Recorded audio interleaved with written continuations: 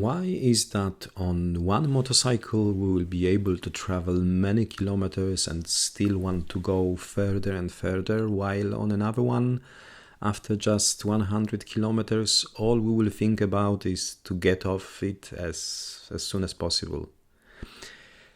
To answer this question, I'm afraid more YouTube videos will be needed, but in the current one I will try to focus on two of those aspects, namely the height of the seat and the height of the footrests. Why exactly are those two heights so important? This is because it relates to the position of our legs while riding, with a lot of emphasis on the bending of the knees while riding a motorcycle. But as we go deeper into the details, it turns out that motorcycle manufacturers have to choose between rider comfort and, for example, the distribution of forces acting on the motorcycle while riding, which translates into motorcycle stability. So it is always a matter of compromise and taking into account our individual characteristics such as height, weight, leg length, even boot size will influence our final choices on which motorcycle we will feel most comfortable on. But it is about the comfort of riding, especially on longer trips. As during a short ride, we often do not feel discomfort, but the longer we ride, the more discomfort we experience. It is very important to take into account the fact that each of us is different. As mentioned already, we have different heights, different body builds, different leg lengths, foot sizes. We also have different levels of riding skills, different levels of body balance while riding, and so on and so on. Therefore, you should adjust my comments to your individual situation. Our motorcycle also plays a very significant role here. But let's move on to my individual measures, since this will be crucial in our analysis of the leg and knee bending position. So, my height is 180 centimeters. Thigh length is 40 centimeters, lower leg length is 50 centimeters, and my shoe size is 44. Below I will add the measurements for other units. And as for the motorcycle, I have a standard seat in the high position. What does that mean? Here are the three seat modes for the BMW R1250RT model: low, standard and high. And when buying a new motorcycle, we can choose one of those three seat height options. Of course, it is worse if we buy a used one, as we may have trouble finding our dream motorcycle with all the options tailored for us. Additionally, I installed a footpeg lowering kit on my motorcycle, lowering the footpeg by 3 centimeters. And let's try to assume that we are dealing with a triangle whose vertices are my hip, my knee, and the footrest.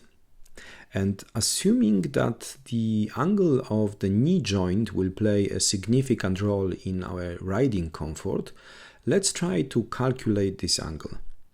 We assume that the larger this angle is, the more comfortable our ride will be, especially over long distances. Let's first calculate the low position for the standard seat, which is 80.5 centimeters, and the standard footrest without lowering it. In this situation, the sides of our triangle will be as follows. Side A, length of my thigh, 40 centimeters, side B, length of the lower leg, 50 centimeters, and side C, distance from the seat to the footrest, also 50 centimeters. We will not go through this calculation right now, of course, but for those interested, I will provide the formula according to which our angle was calculated. We can also use existing online calculators. Here is one of them. The link is provided in the description. So we enter our three sides of the triangle, A, B, and C, And it turns out that our angle is 66.42 degrees respectively. Now let's try to take into account two minor changes that I made to my motorcycle, namely lowering the foot pegs by 3 centimeters and raising the standard seat to the high position. By the way, I will show you how easy it is to change the seat height on RT from the low to the high position. To do this, we need to lift the seat and then simply turn this element called adjusting plate upside down. We need to turn the adjusting plate to position L for the lower seat height or to position H for the higher seat height. It will rise or lower our seat by 2 centimeters. Let's check how those two small changes will affect our angle at the knee bend.